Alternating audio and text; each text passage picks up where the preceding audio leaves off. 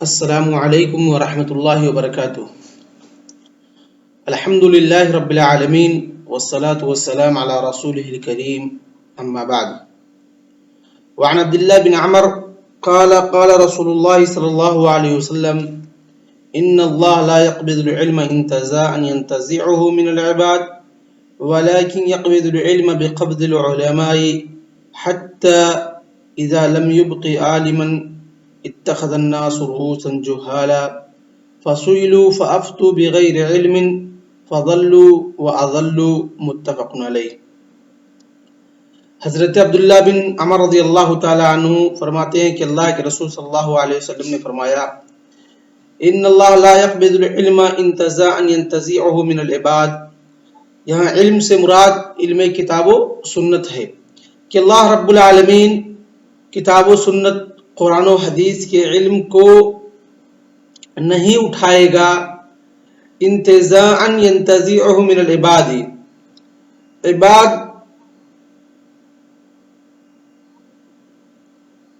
علماء یا جو اللہ کے رسول صلی اللہ علیہ وسلم کی امتی ہیں، جنہوں نے بھی علم دین علم شریعت حاصل کی، جن کے پاس بھی علم شریعت ہے، ان کے سینوں سے نہیں کھینچ لے گا اللہ رب العالمین، نہیں اٹھا لے گا۔ یعنی اللہ رب العالمین ایسا نہیں ہے کہ آدمی جانکار ہے، علم شرعی حاصل کیا ہے اور قرب قیامت اللہ رب العالمین اس کے سینے سے علم کو چھین لے گا، بلکہ اللہ رب العالمین علماء کو موت دے کر کے، علماء کو وفات دے کر کے، اس علم شرعی جو علم شرعی کے جانکار ہیں، جو قرآن و حدیث کے جانکار ہیں، ان کو وفات دے کر کے اللہ رب العالمین قرآن و حدیث کے علم کو دھیرے دھیرے دنیا سے اٹھائے گا۔ کہا وَلَكِنْ يَقْبِضُ الْعِلْمَ بِقَبْضِ الْعُلَمَاءِ، بلکہ اللہ رب العالمین اس علم شرعی قرآن و حدیث کے علم کو علماء کی روحیں قبض کر کے، علماء کو وفات دے کر کے اللہ رب العالمین اس دن کو اٹھائے گا، حتیٰ یہاں تک کہ اذا لم یبقى عالما او یبقى اللہ عالما، کہ اللہ رب العالمین کوئی بھی عالم دنیا کے اندر نہیں چھوڑے گا، اتخذ الناس رؤوسا جہالا، تو لوگ کیا کریں گے؟ جو جاہل آدمی ہوں گے، جن کے پاس قرآن و حدیث سنت نبویہ کا علم نہیں ہے، وہ لوگ ان لوگوں کو لوگ اپنا عالم اور اپنا رہنما بنا لیں گے، اور ان لوگوں سے شریعت کے جو مسائل نازلہ ہیں اور دیگر جو مسائل ہیں ان کے تعلق سے سوال ان جہلا سے، جن کے پاس علم نہیں ہے، ان سے کریں گے۔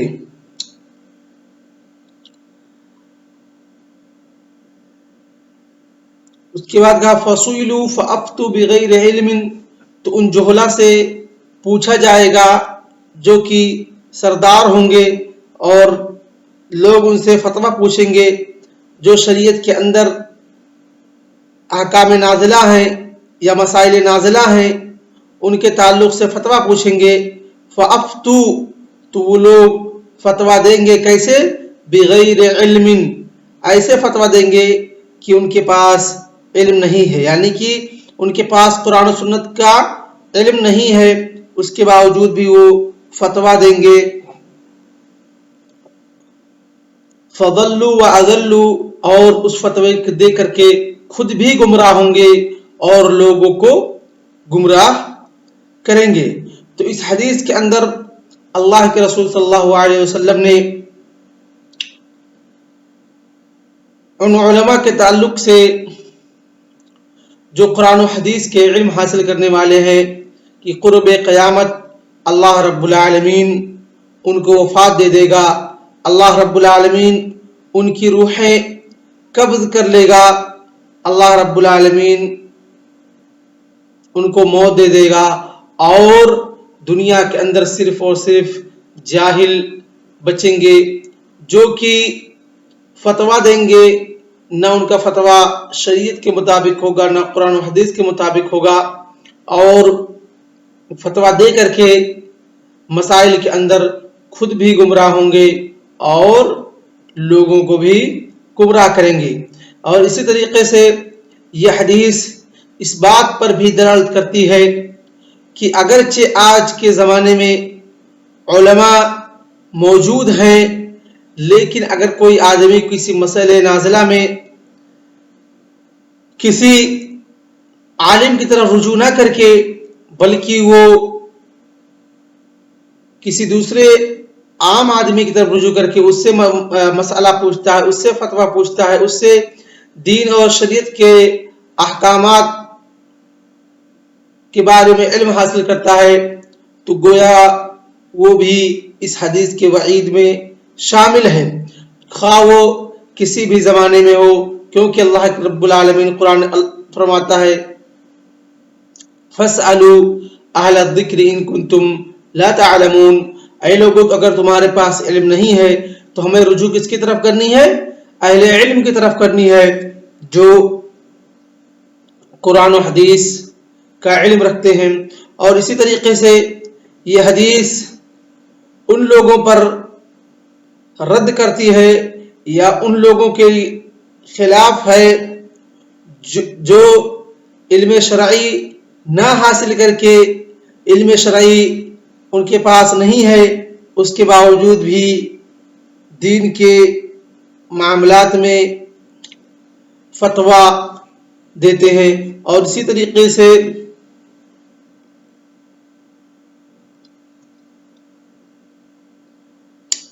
یہ حدیث ان لوگوں کے خلاف بالکل نہیں ہے جو صاحب علم ہیں اور قرآن و حدیث کے مطابق فتویٰ دیتے ہیں۔ تو مصنف رحمہ اللہ نے اس حدیث کو کتاب العلم میں ذکر کیا ہے، اور یہ بتانا مقصد ہے کہ اللہ رب العالمین قرب قیامت اس علم کو اٹھا لے گا، اور اللہ رب العالمین کا اٹھانا لوگوں کے سینے سے کھینچنا نہیں ہوگا، بلکہ اللہ رب العالمین کا اس دین کا، اس علم کا اٹھانا علماء کو وفات دے کر کے، علماء کی روحیں قبض کر کے ہوگا۔ وعن شقیق قال كان عبد الله بن مسعود رضي الله تعالى عنه يذكر الناس في كل خميس، فقال له رجل يا أبا عبد الرحمن لوددت أنك ذكرتنا في كل يوم، قال أما إنه يمنعني من ذلك أني أكره أن أملكم وإني أتخولكم بالموعظة كما كان رسول الله صلى الله عليه وسلم يتخولن بها مخافة السامة علينا۔ شقیق، یہ شقیق بن سلمہ ہے جن کی کنیت ابو وائل ہے، ثقہ ہیں، حجہ ہیں، مخضرم ہیں، اور یہ حضرت عمر بن عبدالعزیز رحمہ اللہ کی خلافت میں وفات پائے۔ فرماتے ہیں کہ کان عبداللہ بن مسعود رضی اللہ تعالی عنہ یذکرنا فی کل خمیس، ذکر یذکر معنی کیا ہوتے ہیں؟ ای وعد یعظ کے معنی ہے نصیحت کرنا، کہ کانا وکان یدل علی الاستمرار فی الماضی، کہ حضرت عبداللہ بن مسعود رضی اللہ تعالی عنہ ہمیں ہر جمعرات کو وعد و نصیحت کرتے تھے، یذکرنا ہمیں نصیحت کرتے تھے، ای یعظنا ہمیں نصیحت کرتے تھے، فی کل خمیس ہر جمعرات کو، فقال له رجل تو ان سے ایک آدمی نے کہا یا ابا عبد الرحمن، اے ابو عبد الرحمن، اور جو کہ کیا ہے؟ حضرت عبداللہ بن مسعود رضی اللہ تعالیٰ عنہ کی کنیت ہے۔ ابو عبد الرحمن کیا ہے؟ حضرت عبداللہ بن مسعود رضی اللہ تعالیٰ عنہ کی کنیت ہے۔ لوددت انک ذکرتنا فی کل یوم، کہ احببت و ارید، کہ میں چاہتا ہوں مجھے پسند ہے یا ہم لوگوں کو پسند ہے کہ انک ذکرتنا فی کل یوم، کہ آپ ہمیں ہر روز نصیحت کریں، ہر روز وعظ کریں، ہر روز قرآن و حدیث کی باتیں بدلائیں. کیوں؟ لأن ما يجد في عظته من البرکہ والنور، کیونکہ جو ان کی وعظ کے اندر، ان کی نصیحت کے اندر وہ لوگ برکت اور نور دیکھتے تھے کہ لوگوں پر کس قدر وہ اثر کر رہی ہے، لوگ کس قدر حضرت عبداللہ بن مسعود رضی اللہ تعالیٰ عنہ سے متاثر ہو رہے ہیں، ان کے کلام سے، ان کی وعظ و نصیحت سے. تو وہی کہا کہ اگر ایک ہفتے میں ایک دن نصیحت کرنے کے اتنے فائدے ہیں، تو اگر عبداللہ بن مسعود رضی اللہ تعالیٰ عنہ ہم لوگوں کو ہر روز نصیحت کریں گے تو سوچئے لوگوں کے اندر کتنا سدھار آئے گا، لوگ کس قدر اسلام کی طرف اور دین کی طرف متوجہ ہوں گے اور مائل ہوں گے. اسی وجہ سے ان لوگوں نے کہا ہفتے میں ایک دن نصیحت کرنے کا اتنا فائدہ ہے، اتنا اثر کر رہا ہے لوگوں پر، اس قدر لوگ اسلام کی طرف اور شریعت کی طرف اور دین کی طرف مائل ہو رہے ہیں. تو اگر اذا جعل عبداللہ بن مسعود رضی اللہ تعالی عنہ یذکرنا کل یوم، کہ اگر حضرت عبداللہ بن مسعود رضی اللہ تعالی عنہ ہر روز ان لوگوں کو نصیحت کرنا شروع کر دے تو کتنا ان لوگوں پر اثر کرے گا. تو اسی وجہ سے ان لوگوں نے کہا فقال عبداللہ بن مسعود، قال عبداللہ بن مسعود، تو عبداللہ بن مسعود رضی اللہ تعالیٰ عنہ نے کہا اما انہو یمنعنی من ذالک، کہ یہ چیز مجھ کو روکتی ہے، اما انہو یمنعنی من ذالک ان اکرہ ان املکم، کیوں کہ مجھے ایک چیز روکتی ہے، وہ ہے کہ میں ناپسند کرتا ہوں کہ میں تم لوگوں کو کیا کروں، تھکاؤں. تم لوگوں کو کیا کروں، عمل لا یملو، تھکانا، کہ میں اس بات کو ناپسند کرتا ہوں. انہو یمنعنی من ذالک انی اکرہ، کہ جو چیز مجھ کو روکتی ہے وہ یہ ہے کہ میں ناپسند کرتا ہوں انی املکم، کہ میں تم لوگوں کو کیا کروں، تھکاؤں. یعنی روز نصیحت کروں گا، روز آپ لوگ ٹائم دیں گے، روز وہی باتیں سنیں گے، تو اس سے آپ کے دلوں کے اندر اکتاہٹ پیدا ہوگی کہ ہر روز نصیحت کر رہے ہیں، ہر روز بیٹھنا پڑتا ہے، ہر روز سننا پڑتا ہے. تو اس سے تمہارے دلوں کے اندر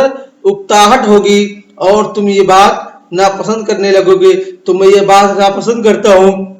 کہ میں تم کو تھکاؤں، اور ہفتے میں ایک دن کافی ہے. وَإِنِّي أَتَخَوَّلَكُمْ بِالْمَوْعِظَةِ، اور میں تم لوگوں کو نصیحت کچھ دن کر کے کچھ دن نہیں کرتا ہوں، یعنی چھوڑ کر کے جو نصیحت کرتا ہوں. کما کان رسول اللہ صلی اللہ علیہ وسلم یتخولن بها، جس طریقے سے اللہ کے رسول صلی اللہ علیہ وسلم ہم لوگوں کو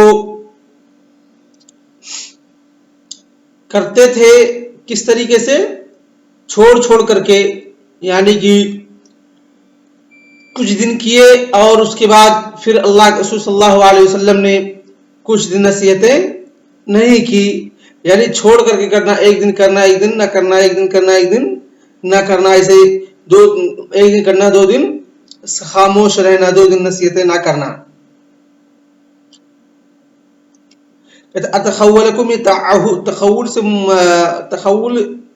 ہے اور اس کا معنی ہوتا ہے التعہد وحسن الرعایہ. یتخولنا، یتعاہدنا،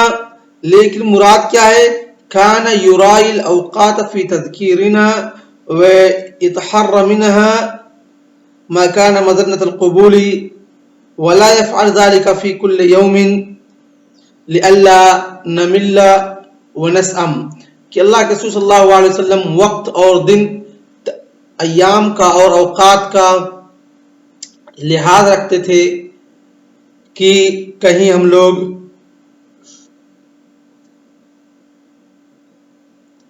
تھک نہ جائیں اور ہم لوگ کے اوپر یہ گرا نہ گزرے. اس لیے اللہ کے رسول صلی اللہ علیہ وسلم ایک دن نصیحت کرتے تھے اور اس کے بعد ایک دن نصیحت یا ایک دن کرتے تھے 2-3 دن غیب رہتا تھا، پھر اللہ کے رسول صلی اللہ علیہ وسلم نصیحت کرتے تھے. کہتے ہیں مخافت السامۃ علینا، کس وجہ سے؟ سامہ بولتے ہیں شاقہ کو، سختی کو، مشقت کو بولتے ہیں. کس کو بولتے ہیں؟ سامہ ویا المشقہ. کہتے ہیں مخافت السامۃ علینا، ہمارے اوپر سختی سے، مشقت سے، کہ کہیں یہ بات ہم لوگوں کے اوپر گہرا نہ گزرے، ہم لوگوں کو سخت نہ معلوم ہو. اس وجہ سے اللہ کے رسول صلی اللہ علیہ وسلم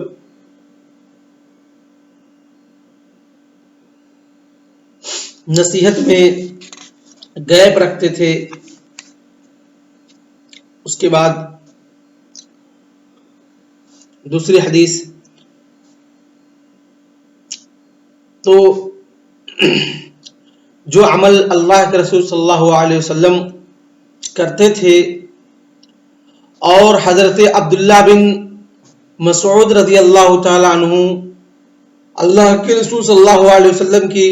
انہی چیزوں میں اتباع کرتے تھے، اور دیگر صحابہ کرام بھی وہی اعمال کرتے تھے، وہ اسی طریقے سے عمل کرتے تھے جو اللہ کے رسول صلی اللہ علیہ وسلم کرتے تھے. تو گویا کہ اس حدیث کے اندر چاہے علم شریعت حاصل کرنے والے یا علم شریعت سکھانے والے ہیں، ان کو چاہیے کہ وہ اپنے اعمال کو مستمر اور لگاتار نہ رکھیں، بلکہ اس کے اندر کچھ گیپ رکھیں، کچھ دن آرام کا بھی رکھیں. کہیں وہ چیز اسٹوڈنٹ، طالب علم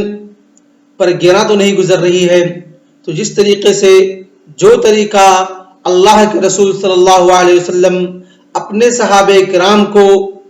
جو دنیا کے سب سے بڑے اور دنیا کے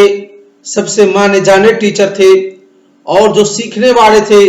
وہ دنیا کے سب سے اچھے اسٹوڈنٹ تھے، اگر وہ لوگ یہ طریقہ اپنا رہے ہیں تو ہم کو بھی چاہیے کہ ہم بھی وہی طریقہ اپنائیں. جس کو سیکھنے سکھانے میں دنیا کے سب سے اچھے مربی، دنیا کے سب سے بہتر استاد اللہ کے رسول صلی اللہ علیہ وسلم نے اپنایا، اور کن کے لیے؟ دنیا کے سب سے بہتر اسٹوڈنٹ اور طالب علم صحابہ کرام کے لیے اپنایا. تو ہم کو چاہیے کہ وہی طریقہ، وہی سنت ہماری بھی ہونی چاہیے جو ہمارے نبی محمد عربی صلی اللہ علیہ وسلم نے اپنایا، اور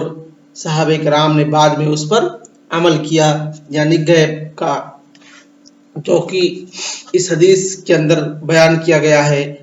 ہم اسی پر اکتفا کرتے ہیں. وصلی اللہ علی نبینا محمد وعلی آلہ وصحبہ اجمعین. والسلام علیکم ورحمۃ اللہ وبرکاتہ.